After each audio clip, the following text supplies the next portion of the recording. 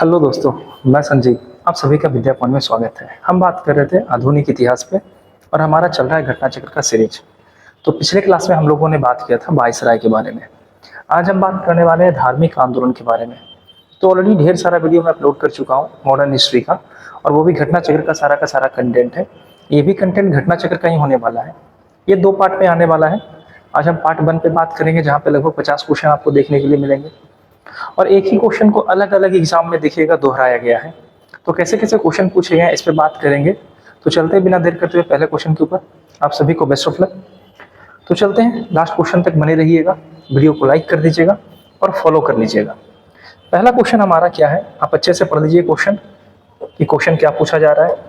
तो क्वेश्चन हमारा है कि 19वीं शताब्दी के धर्म और समाज सुधार आंदोलनों ने जनसंख्या के किस वर्ग को मुख्यतः आकर्षित किया था।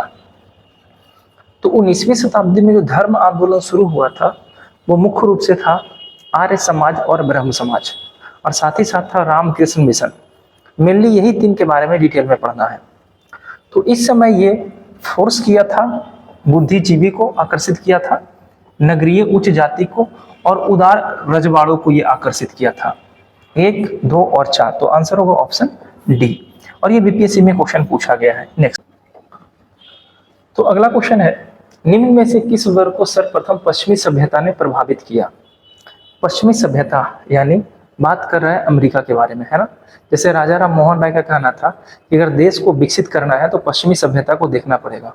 वही दयानंद सरस्वती का कहना था कि वेदों की ओर लौटो, और पश्चिमी सभ्यता से भी घृणा करते थे, है ना। तो यहाँ पे आंसर होगा शिक्षित हिंदू मध्य वर्ग, आंसर होगा सी।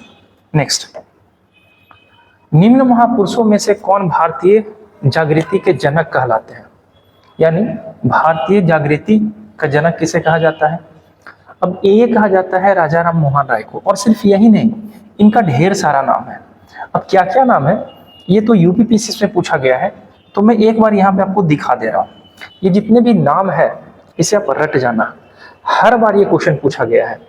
राजा राम मोहन राय को भारतीय पुनर्जागरण का पिता कहा जाता है, ये सबसे अधिक बार पूछा गया क्वेश्चन है। भारतीय राष्ट्रवाद के पैगंबर के नाम से इन्हें जानते हैं। इन्हें अतीत और भविष्य के मध्य का सेतु कहा जाता है।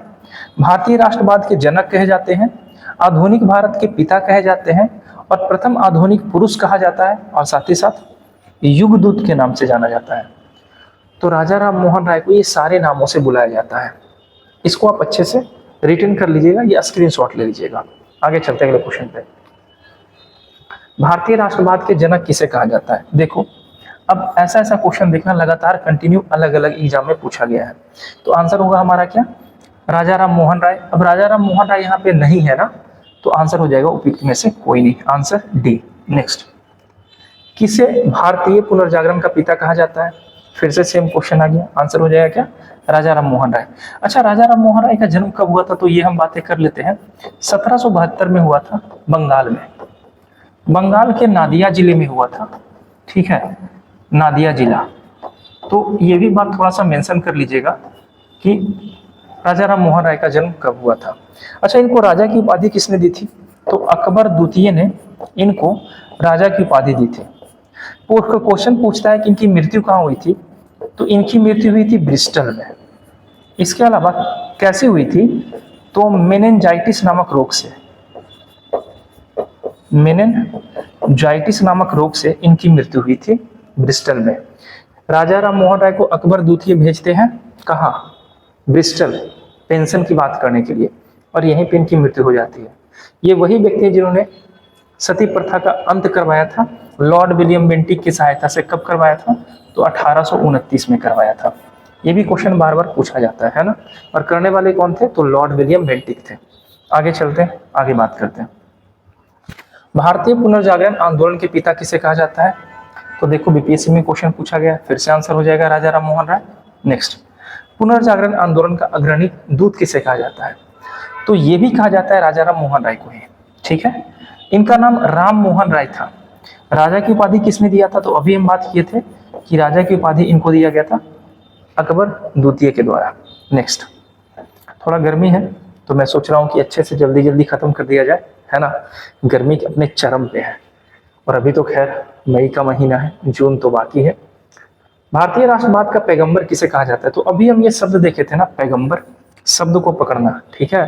तो किसे कहा जाता है? राम मोहन राय को कहा जाता है। नेक्स्ट, भारत का प्रथम आधुनिक पुरुष किसे कहा जाता है? इसका आंसर आप ही हमें कमेंट में देना। बार बार एक ही क्वेश्चन रिपीट हो रहा है, बस एग्जाम अलग अलग है। तो घटना चक्र को इतने हल्के में मत लेना, वो सारा कंटेंट निकाल के लाया है और दिखा रहा है कि कैसे कैसे एग्जाम में कौन कौन क्वेश्चन पूछे गए हैं। तो इन सारे क्वेश्चन को आपको अच्छे से कर लेना है। राम मोहन राय यानी राजा राम मोहन राय द्वारा स्थापित प्रथम संस्था कौन सी थी? तो राजा राम मोहन राय ने प्रथम संस्था स्थापित की थी आत्मीय सभा की। अगर कभी पूछ दे कब किया गया था, तो 1815 में किया गया था। और राजा राम मोहन राय का जन्म कब हुआ था? तो 1872 में हुआ था, ठीक है। अच्छा, क्वेश्चन ये भी पूछता है इनकी मृत्यु कब हुई थी? तो 1833 में इनकी मृत्यु हुई थी। ये सारी बातें याद रखिएगा, आगे चलते हैं। निम्नलिखित में से कौन आत्मीय सभा के संस्थापक थे? अभी देखिए ना, आत्मीय सभा के संस्थापक कौन थे? राजा राम मोहन राय। कब की थी स्थापना? इसका आंसर कमेंट में मेंशन कीजिएगा। ब्रह्म समाज की स्थापना कब किया गया था? तो ब्रह्म समाज की स्थापना किसने किया था, पहले मैं ये बता दे रहा हूं। तो ये करने वाले थे राजा राम मोहन राय। ये सबको पता होगा ना, सब बच्चे ये जानते हैं। अच्छा, ब्रह्म समाज की स्थापना कहाँ किया गया था, ये क्वेश्चन पूछता है। तो ये किया था गया था बंगाल के क्षेत्र में, जबकि आर्य समाज की स्थापना किया गया था महाराष्ट्र के क्षेत्र में। थोड़ा सा अंतर था। कब किया गया था? 29 में किया गया था, ठीक है। ब्रह्म समाज की स्थापना 29 में किया गया था। नेक्स्ट, ब्रह्म समाज की स्थापना की थी, किसने की थी? तो अभी अभी हम बात किए थे, कौन करेंगे? मोहन राय करेंगे। और आर्य समाज की स्थापना कौन करेंगे? स्वामी दयानंद। और ब्रह्म समाज में इन्होंने एक ईश्वरवाद पे सिद्धांत पे जोड़ दिया है कि ईश्वर एक है और उन्हें मूर्ति पूजा के जरिए उनकी पूजा नहीं की जा सकती, ये अपमान होता है, ऐसा कहना था इनका। और ये बिल्कुल सत्य भी है, ठीक है। हम दशहरा में देवी जी को बैठाते हैं 9 दिन तक और उसके बाद जाके कहीं भी गंदले पानी में विसर्जित कर देते हैं, ये अपमान ही माना जाता है। राजा राम मोहन द्वारा ब्रह्म समाज की स्थापना कब की गई थी? तो देखो यहाँ पे डेट दिया गया 28, है ना। और पीछे अगर चलोगे ना, तो यहाँ पे दिया गया ब्रह्म समाज की स्थापना 29। तो थोड़ी सी बातें समझना, एक्चुअल में स्थापना 28 में ही हुआ है, 1828 में, ठीक है। 29 में नहीं हुआ है। 29 में तो सती प्रथा का अंत किया जाएगा राजा राम मोहन राय के द्वारा लॉर्ड विलियम बेंटिक की सहायता से। तो ये थोड़ा सा इस चीज को करेक्ट कर लेना यहाँ पे कि 1828 होगा, ना कि 1829, जबकि ये बीपीएससी ऐसा मिस्टेक किया है। तो यहाँ में थोड़े मिस्टेक होते हैं, उसको लेना नहीं है चीजों को, ठीक है। आगे चलते हैं। तो ये बातें, आंसर क्या होगा? 1828। नेक्स्ट, जबकि दोनों क्वेश्चन बीपीएससी पूछा है। देखो यहाँ भी क्वेश्चन बीपीएससी ही पूछा है, वो 99 में पूछा था, ये 2005 में पूछा, करेक्ट करके दे दिया है क्वेश्चन को ऑप्शन। नेक्स्ट, ब्रह्म समाज के संस्थापक थे कौन थे? देखो हर बार यही क्वेश्चन पूछ रहा है, यानी सबसे इंपॉर्टेंट हमारा ब्रह्म समाज है, फिर आर्य समाज है, और फिर है रामकृष्ण मिशन, है ना।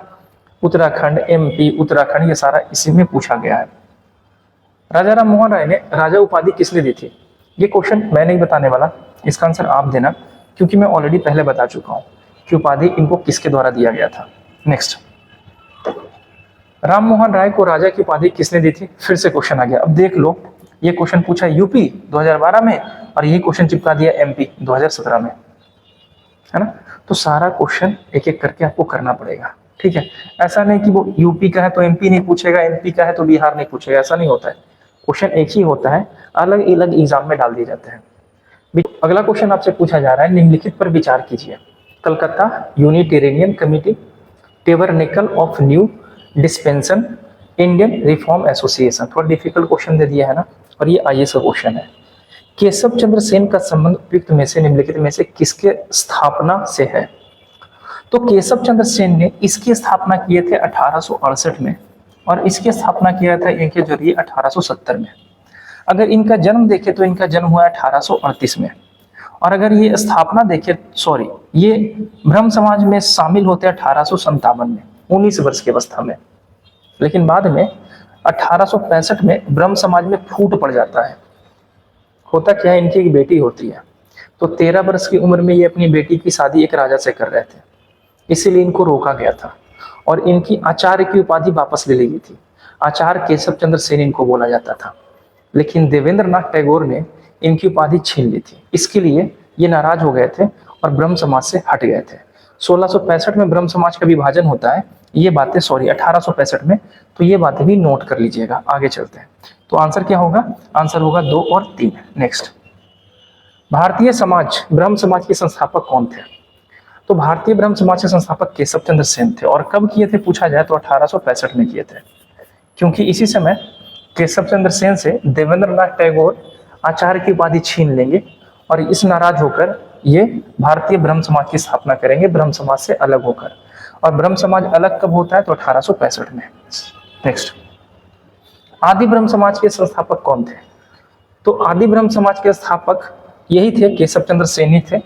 आगे चलते हैं। नेक्स्ट, ब्रह्म समाज का सिद्धांत किस पे आधारित है? तो मैं आपको पहले बता चुका हूं कि ब्रह्म समाज का जो सिद्धांत है वो एक ईश्वरवाद पे स्थापित है, यानी इनका मानना था कि ईश्वर एक होता है और अनेक जगह पूजा करना या मूर्ति पूजा करना ईश्वर का अपमान माना जाता है। नेक्स्ट, राजा राम मोहन राय ने निम्न में से किसका विरोध नहीं किया था? तो बाल विवाह का विरोध ये किए थे, सती प्रथा का विरोध किया था और ये मूर्ति पूजा का भी विरोध किए थे। पाश्चात्य शिक्षा के ये समर्थक थे।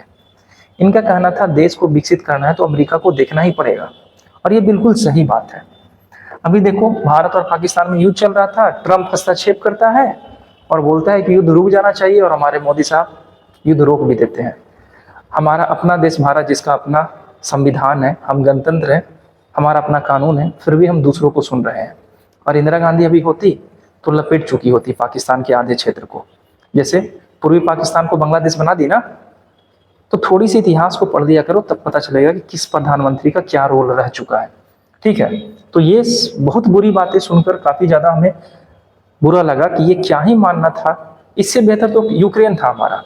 जब रशिया यूक्रेन युद्ध चल रहा था तो यूक्रेन को बोला गया था कि युद्ध रोक दिया जाए। आंख में आंख मिलाकर ट्रंप से यूक्रेन बोला था कि हम युद्ध नहीं रोकने वाले, रूस को बोलो रूस रुके, हम नहीं रुकने वाले। और यहाँ पे हमारे मोदी साहब, खैर जो भी हो। ब्रह्म समाज के बारे में निम्न में से कौन सा कथन सही है? इसने मूर्ति पूजा का विरोध किया था, बिल्कुल सही किए थे ये मूर्ति पूजा का विरोध। हर लोग, जितने भी समाज में लोग हैं, अभी के ब्राह्मण की बात ना कर, मैं नहीं कर रहा, पहले के जितने भी ब्राह्मण हुए उनका यही कहना था कि मूर्ति पूजा नहीं करना चाहिए। इवन महात्मा बुद्ध का ये कहना था। अच्छा, मैं एक बात और बताना चाहता हूँ कि ये जो आप मंदिर या मूर्ति देख रहे हो ना, ये हिंदू धर्म का है ही नहीं, ये बौद्ध धर्म से लिया गया है। मूर्ति बनाने की परंपरा बौद्ध धर्म में शुरू हुई थी और मंदिर बनाने की परंपरा भी बौद्ध धर्म में शुरू हुई थी। ठीक है, और हिंदू धर्म इसे अडॉप्ट कर लिया है।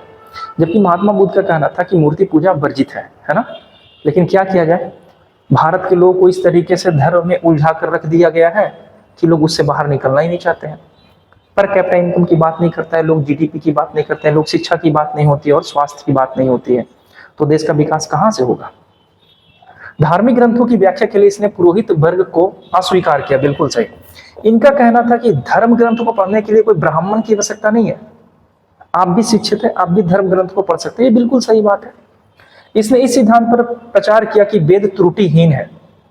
देखो, वेद के बारे में इन्होंने कुछ नहीं बोला था कि वेद कैसा है नहीं है, बस ये वेद के बारे में बात ही नहीं किए थे। जबकि स्वामी दयानंद सरस्वती जो थे, उनका कहना था कि वेदों की ओर लौटो, तो वेद में ये त्रुटि नहीं निकाले थे, इनका वेद से कोई संबंध नहीं था। तो आंसर होगा ऑप्शन बी। ठीक है, आगे चलते हैं। 4 वेद है ना, ऋग्वेद, सामवेद, यजुर्वेद और अथर्ववेद। 19वीं शताब्दी के उत्तरार्ध में नव हिंदूवाद के समर्थक सर्वश्रेष्ठ प्रतिनिधि कौन किया था? तो नव हिंदूवाद के बारे में बात करें तो यहां से बातें बदल गई थोड़ी। यहाँ पे आते हैं स्वामी विवेकानंद। स्वामी विवेकानंद 1893 में शिकागो में जाके अपना धर्म समाज सम्मेलन में हिस्सा लेंगे और भाषण देंगे, है ना। और 1897 में क्या करेंगे, रामकृष्ण मिशन की स्थापना करेंगे। रामकृष्ण परमहंस, है ना, कलकत्ता के दक्षिणेश्वर काली मंदिर के पुजारी थे। इनका विवाह पता है 25 वर्ष की अवस्था में हुआ था, और इनकी पत्नी की उम्र पता है कितना था? 5 वर्ष था। 5 वर्ष की उम्र में इनका विवाह हुआ था इनकी पत्नी से। खैर आगे चलते हैं, यानी इनका उम्र 25 वर्ष, इनकी पत्नी का उम्र था 5 वर्ष। आगे बात हो सके मिले। विवेकानंद ने शिकागो धर्म सम्मेलन में के पार्लियामेंट में कब हिस्सा लिया था? ना सोचना भी मत, इसका आंसर मैं दूंगा। अभी अभी मैं बताया था पीछे, आप देख रहे होगे तो इसका आंसर कर लोगे। इसका आंसर आप हमें कमेंट में करना, और ये बहुत इंपॉर्टेंट क्वेश्चन है। स्वामी विवेकानंद ने शिकागो में, फिर से क्वेश्चन, अब देखो यहाँ पे ऑप्शन गलत है, ऑप्शन को रिकरेक्ट कर लेना, 1893 होगा, ठीक है, इसको रिकरेक्ट कर लेना। 1893 में शिकागो में कौन भाग लिए थे? स्वामी विवेकानंद। देखो चीजें फिर से रिपीट हो रही है, किस वर्ष विवेकानंद, फिर से चीजें रिपीट हो रही है, वही चीजें दिया हुआ है ना, अलग अलग एग्जाम में। तो आपको थोड़ा देखना है कि देख लो घटना चक्र क्या कर रहा है, ये कुछ कर नहीं रहा, जैसे एग्जाम में क्वेश्चन पूछा गया वो आपके सामने लाके रख रहा है, तो घटना चक्र की गलती नहीं है, ठीक है।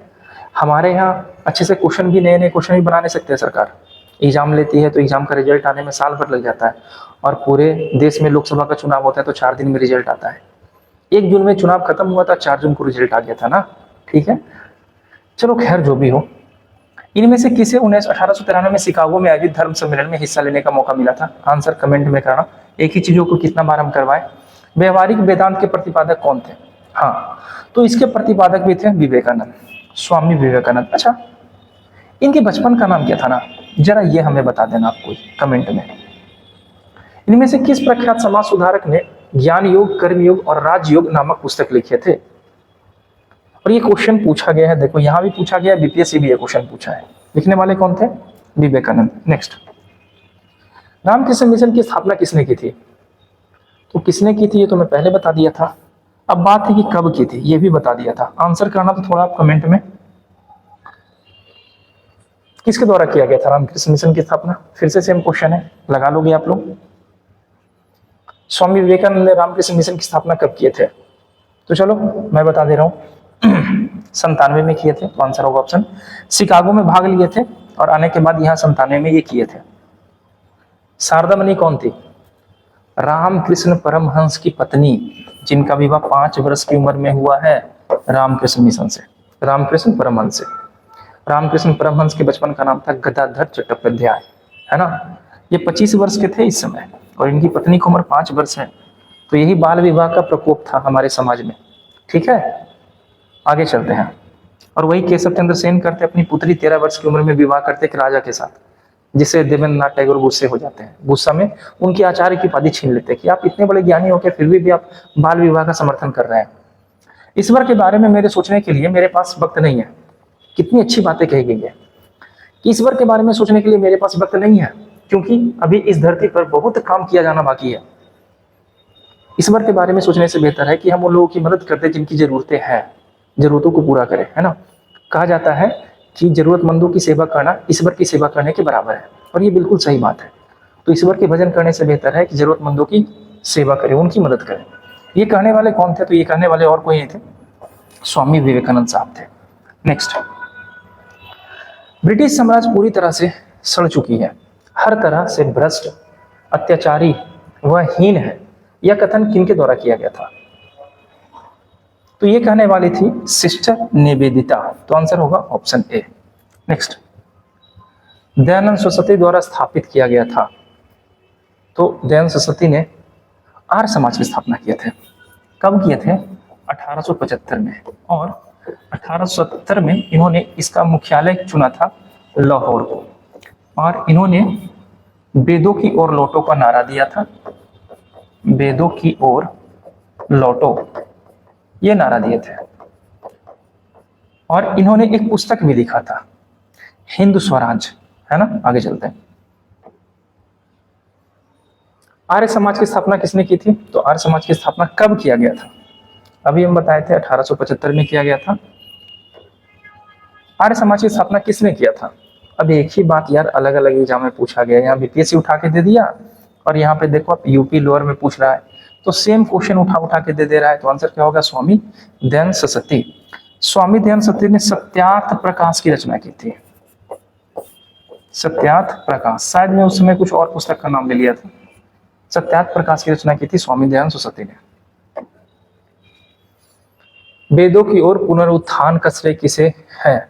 यानी वेदों की ओर लौटो, ये पश्चिमी सभ्यता से नफरत करते थे। वही राजा राम मोहन राय का कहना था, पश्चिमी सभ्यता की ओर देखो, ये वेद को दिखाना चाह रहे थे स्वामी दयानंद सरस्वती। ये आंसर नहीं होगा। नेक्स्ट, वेदों की ओर लौटो किसने कहा था? सरस्वती साहब कहे थे। अच्छा, स्वामी दयानंद सरस्वती के बचपन का नाम क्या था? मूल शंकर था। तो वहां पे लिख लेना, सत्याग्रह प्रकाश की रचना किसने किया था? स्वामी दयानंद सरस्वती ने। इनके बचपन का नाम क्या था? तो मूल शंकर था। ये बातें भी मेंशन कर लीजिएगा, ये भी पूछा गया है। तो हमारा सफर आज यहीं तक था। आई होप कि चीजें आपको समझ में आई होगी। ये सारी चीजें आप पढ़ रखे होंगे। एक दो ही क्वेश्चन ऐसा होगा जो आपसे मिस हुआ होगा, अदरवाइज सारा सॉल्व कर दिए होंगे। तो इसमें लगभग 120 के अप्रॉक्स क्वेश्चन है। तो 50 क्वेश्चन तो लगभग अभी कर लिए आप। अगले दिन हम कर लेंगे 50 क्वेश्चन और ये चैप्टर हमारा समाप्त हो जाएगा। तो मिलते हैं नेक्स्ट वीडियो में। धन्यवाद।